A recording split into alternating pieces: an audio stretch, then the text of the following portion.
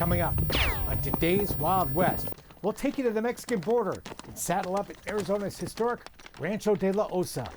Plus, this is a traditional crow piece. You'll meet Montana's award-winning Native American artist, Birdie Realbird. Place where ghosts run free. And we'll take you to the home of America's first cowboy movie star, California's Santa Clarita Cowboy Festival. It's all next on today's Wild West. The Wild West. It's still out there. We'll show you how to find it. This is today's Wild West.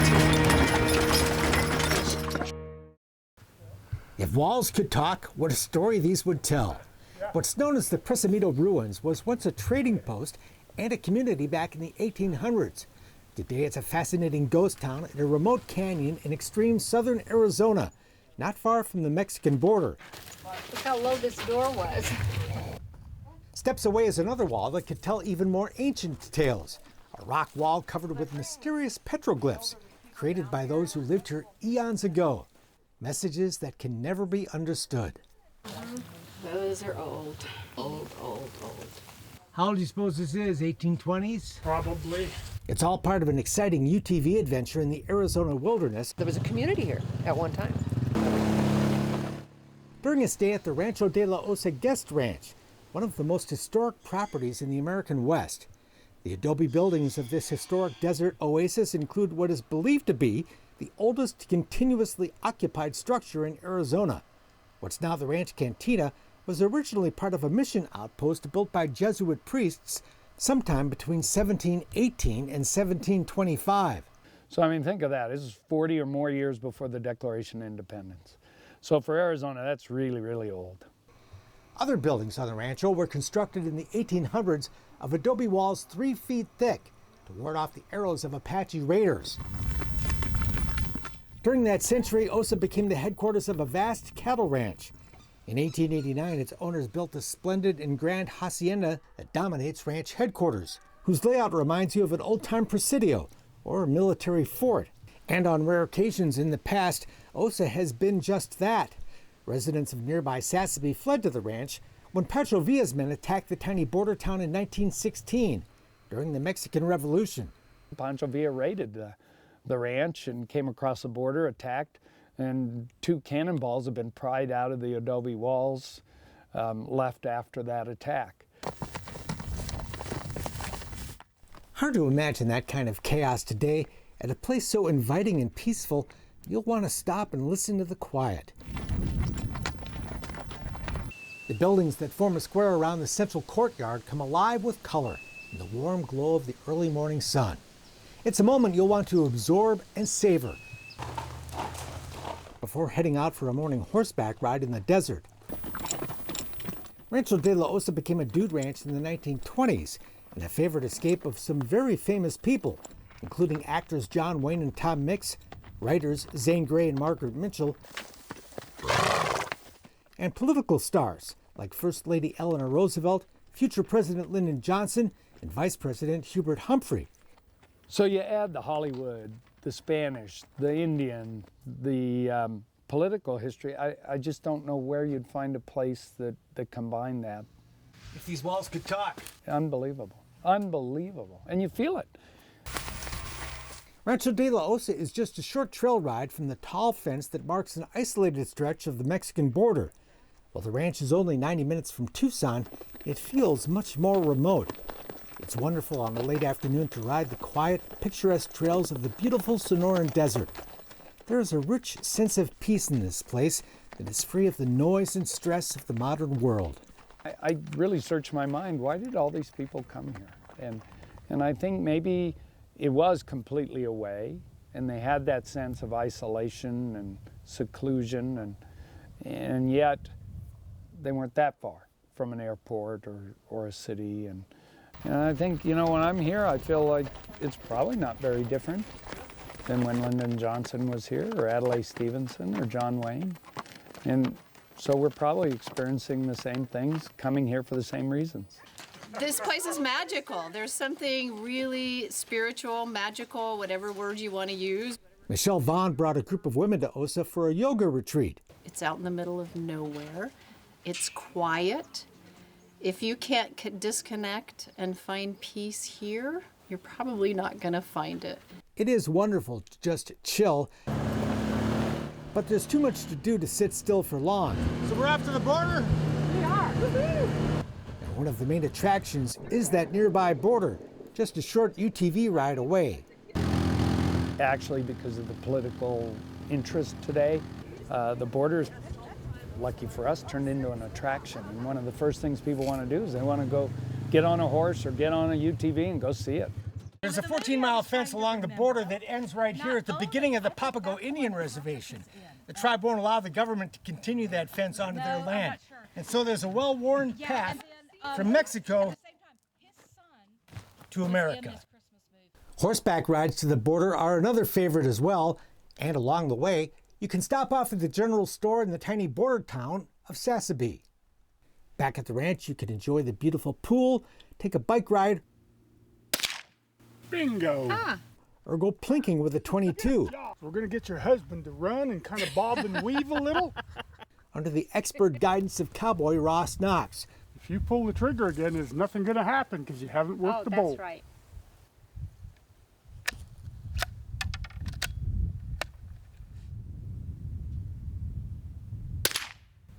Hey! That's Yes, the one I was ma'am. aiming for. Fun stuff. Ross Knox left home at 16 and has been a working cowboy ever since at ranches across the West. My whole deal, of course, is collection. He spent years leading mule trains up and down the Grand Canyon, and today helps his wife Linny run the ranch horse program. Well, she's the real deal. And you know, we have a very authentic ranch, and we wanted to have authentic people. Ross has been up and down the Grand Canyon more miles than any human in history. And Lynn's been doing this her whole life, and they compete at world champion levels. Ross is a multi-world champion packer, and Lynn competes at very high levels in super horse and these other things, and Ross the same. So they just exude authenticity, and you just meet them, you know you're talking to the real deal. I would like to help the guests that come here become better horsemen. Ross is happy to share his own expert horsemanship. What I'm looking for right now is the corner of that eye, just an eyelash. When I can see that, I've got that eyelash right there. Now I'm gonna start her around with my outside leg. And now see, I'm not doing anything with my hands. Nothing. I've got both hands on the saddle horn. Giving us a demonstration on an aptly named quarter horse, right quick like. And I'm gonna bring my hand back to center. See, I'm not doing anything. And when I stop, I just open my legs up. Bam. And see, if I keep my legs opened up, she's gonna start backing up. Is that what you're after? Tell me what you're after. That's exactly what she's asking me. I relax my legs, she stops. I'll move her forward. I'll open those legs up. She stops. I keep them opened up. She's gonna start backing up. And that's cool. Yeah. You know, because it's communication. Watching Ross work with his partner reminds me of how little I really know about horses. But that's okay. Whether you're a pro or have never been in the saddle, Rancho de la Osa has a horse that's just right for you. And one of the ways you do that is you have different types of rides, different lengths of rides, different speeds of rides, and we do that here. Good job. You know, so we'll go out for a nice scenic walk, or we'll go out and do some cantering or loping, whichever word you use. Come on, Marilyn, in. Yeah. We do some cattle work, so we can accommodate the beginner, the intermediate, and the advanced. Get them out, see some beautiful country, do some fun stuff. When the day's ride is done, we gather for dinner in a grand dining room warmed by a fireplace and adorned with wonderful posters of a bygone era. And topping off the end of a great day is retiring to your splendid room, rich in color and history, as is the rest of this property, with lots of places to kick back with a good book or a glass of wine, just like so many others have done before. Yes, if these walls could talk, they'd have some stories to tell. But then so will you. When you go home and tell your friends all about Rancho de la Osa and make plans to return.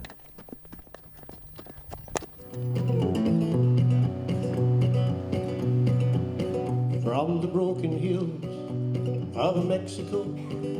Coming up, great cowboy music and so much more. California's biggest cowboy festival.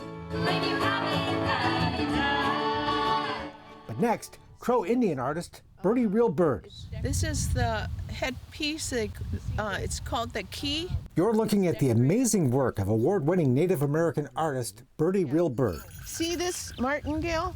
Usually it's made out of wool, but mine is out of buckskin, and then I wrapped it or the edging around with wool. The Crow Indian woman made virtually every piece of the traditional regalia that blankets her fine horse. Yeah, you hang your bags from the old-time saddle, and the old-time saddle is handmade. This is called a wedding blanket, and it's a beaded elk hide. You've got bags here, bags that are decorated with beads. It's the sword scabbard. Her incredible work and the finery of her fellow tribal members is on display every August during the colorful parade at Crow Fair, perhaps the biggest Native American powwow in the country. Here on the Crow Indian Reservation in southeast Montana, hundreds of horseback crow bring out their best beaded regalia for both horse and rider in celebration of their tribe's rich cultural heritage. Like I say, there's a lot of good beaters in Crow.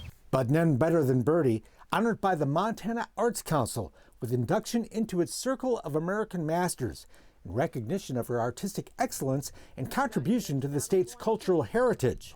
You can be an artist and preserve your culture that way, and I'm using beads to preserve my culture. Beading is a major part of every piece she makes. In fact, it's been a central part of her life since she was a young girl growing up on the reservation. My mother was a beater. All the ladies in my life were beaters. Mom encouraged Birdie's interest by giving her a traditional beading necklace when she was just 12, which she still wears today. In my beadwork, I do a lot of this navy blue, white navy blue. Grandmother was another major influence, but the desire to learn was all her own. I wanted to do it. Nobody said, okay, I'm going to show you how to bead and you're going to be a beater. Nobody said that to me. Just looking at things and observing. And everything that I do, I've watched my mother make. These are plastic. I have 4 real ones, and then they go. She made this elk tooth dress with her grandmother when she was just 18 and still uses the small measuring tool her grandmother made. And see how the next row comes on? Comes about 1.5 inches. As the teeth goes, it flows like that, and that's what it's supposed to do. And then it's decorated with rows of lazy stitch. So you call this a lazy stitch. This comes from the time before beads came, and quill work was kind of similar to this, how they lay it down. Back in the days, they said if your husband's a good hunter, your teeth goes all the way down to the bottom of your dress. A beaded belt that goes with a buckskin elk tooth dress is among her recent creations, a piece richly accented with fine beadwork. Amazing. It's not about being patient. Beading is intricate, time-consuming, detailed work. Stitching together tiny beads on buckskin might appear to be tedious, but for Birdie, it's a labor of love. I love to make things. It's not boring to me. It's not tedious. It's not about patience. It's about the making it, feeling I have. It's almost like therapy for me. And your work kind of has a spirit to it, and your designs start coming out. And I can't wait. Sometimes I can't wait to see the design, so I might bead all night. Much of her work is inspired by her Crow ancestors. Birdie spent much time over the years studying Crow Indian collections at museums around the country, like the Peabody in Boston. It was intriguing to be, looking at the Crow beadwork, and all these leather belts were there. Today, Birdie belts are a coveted item among those who know her work. I don't really copy them, but I try to bead like them. But beading hasn't been her only work. Birdie earned a master's degree and spent 31 years as a teacher and guidance counselor. But she's always been creative. I remember when I was in second grade or something, I won a poster contest for picking up trash. And my mother kept that poster for a long time. And I think we still have it someplace. It's probably someplace in the house. And beading has long been her passion. Her work, like the cradle board she made for her granddaughter, is beautiful, traditional, and fascinating to see. I was so excited about being a grandma. I came home that night and I was so happy. I took this out and I started beading this bigger part. And there's eight pieces to this. The cradle board was actually a collaborative effort with several beading friends who together completed the project in just 6 weeks. And we had a big baby shower for her. And this is the piece she goes in right here. You have to these come apart like this. And then this is her little umbilical cord case, and I just hang it onto the cradle board. That's her real umbilical cord? Yeah, it's in there. So this will be hers forever. Is that a traditional Crow? Yeah, this is a traditional Crow piece right here, and it's for girls. Like those who came before, Birdie is trying to pass on what she knows to the next generation, like her young niece who posed for photos the day I stopped by. Sometimes I have beading classes, beading circles, trying to teach the younger people how to bead and get them on a interest in creating things, being an artist. Meantime, Birdie continues to create beautiful regalia, dresses, moccasins, vests, and other works. What would something like this cost? Probably $5,000. That are both wearable art and celebrate and carry on her tribe's rich cultural heritage. It has to be inside of you, and I liked making things. Welcome to the Santa Clarita Cowboy Festival. All my friends sitting around picking on the front porch. A celebration of all things Western, both cowboy and Indian, like the wild horse dancers. The Native American performers are one of the many attractions Hurrah, boys, hurrah! to the weekend that turns Southern California's Hart Park into a musical enclave of the Old West.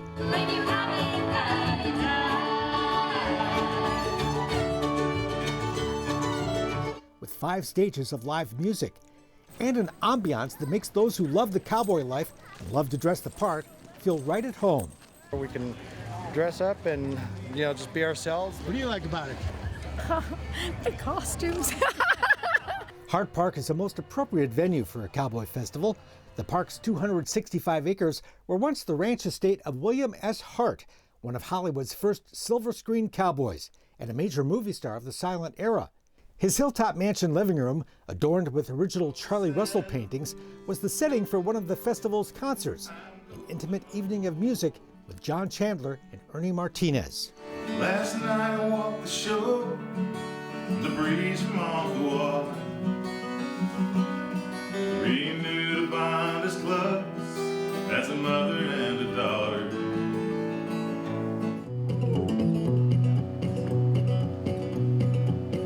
From the broken hills of Mexico. Cowboy hats adorn most every musician on stage at the festival, where the music is all about life in the American West. I am the bandit walking. Tuning a guitar is kind of like airplane maintenance. It's worth the wait. Kristen Harris is an up-and-coming star of the Western music world. Well, every day, along that evening. Homeschooled in Texas, the 20-something grew up watching the old movies of Roy Rogers and Gene Autry and listening to the jazz-influenced cowboy music of the 1940s known as Western swing.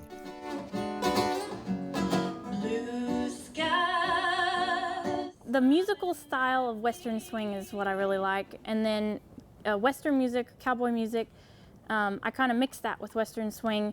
It's upbeat, yeah, that's what I was saying. It's really kind of joyful. It's a happy style of music. I mean, I don't really think you can be sad when you're listening to Western swing.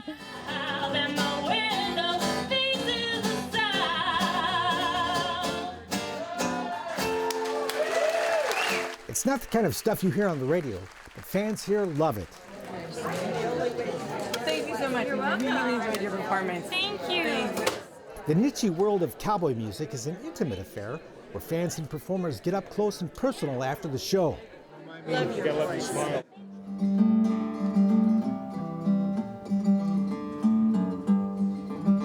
I'm lonesome, but I'm happy. Rich, but I'm broke, and the good Lord knows the reason. I'm just a cowboy. Santa Clarita is known as one of the top cowboy music festivals in the country.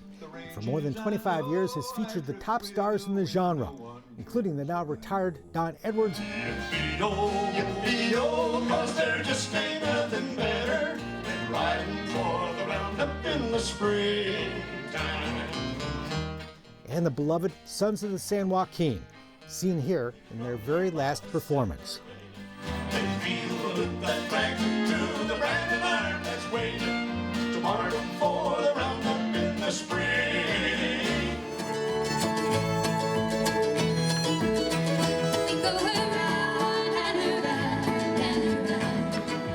Not every performer at the festival is cowboy. There's also Americana, like the new take on traditional folk and bluegrass from Arizona-based Run Boy Run.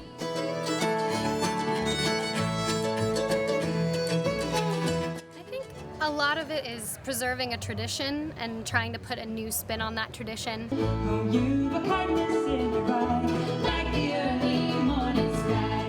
The importance of listening to the song and the story behind the song. Yes. And just that element of storytelling. yeah, the element of storytelling and being interested in sitting and relaxing and listening to both the story and the introduction and the song itself. It was nice for us. It made us feel very welcome.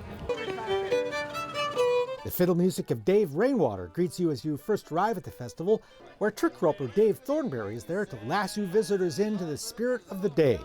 It's a fun place to bring the kids, where they can try their hand at throwing a rope, Whoa! or checking out an old-time chuck wagon. Original wagon, built in 1910. Pretty cool, huh?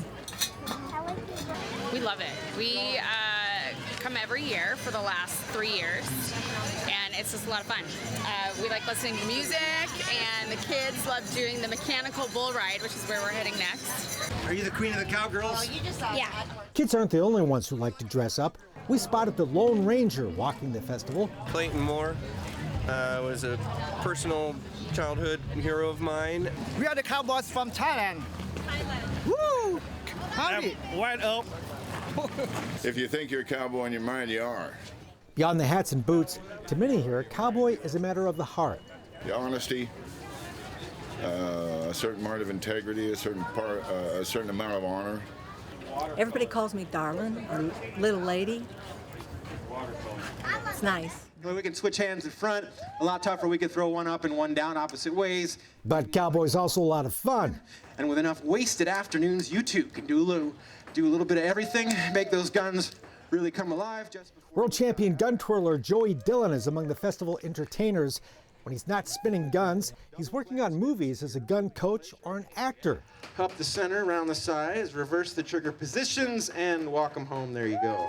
Grew up watching a lot of westerns because my dad was obsessed with playing them, and he would dry fire his gun and quick draw and holster it, and I practiced some of that, and then found I had a weird God-given knack to do it, so I stayed with it, and then saw there was competitions and won a few of those, and then started doing some TV work, and I thought, wouldn't it be kind of funny to make a living playing with guns, so I tried to see how far I could take that, and God had his own plans with it, and it finally melded together into this thing that I do.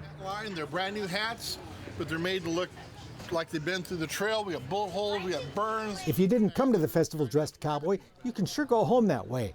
Everything you need to look the part is for sale at the many vendor booths. And Western wear can be pretty darn stylish. And the back is wonderful too. You know, originally they were designed to ride it, the frock coat, you know, so it's nicely vented. But since then it's evolved and it's really come a long way. It's beautiful.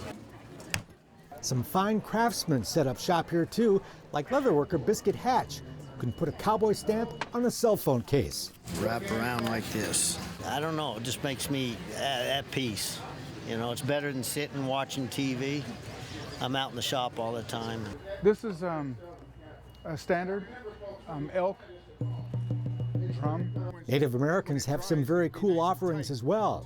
And it doesn't matter whether you're native or you're cowboy, the old traditional on how to do stuff is being lost. There's even a group of Western writers on hand, happy to autograph their latest book. And in the 1880s, there's a lot of things that were happening then that are happening today, so there's a relevancy. So I think it's kind of encouraging to readers to know that we had tough times before and came out of it. Through the gap, down the Arroyo. It's all part of the same spirit, this love of the American West, the Western lifestyle, a way of life, a way of looking at life, celebrated in song and so many other ways that people here just seem to understand.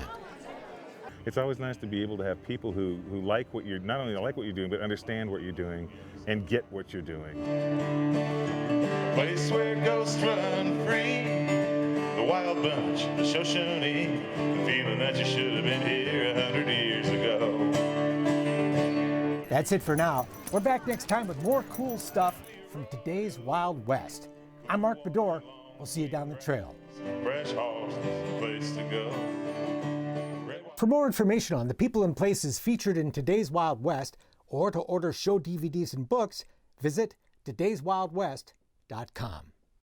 Funding for Today's Wild West provided by the Montana Film Commission, the Leggett Foundation, the Dude Ranchers Association, the Dude Ranch Foundation, and the Chuck Wagon Trail Riders Foundation.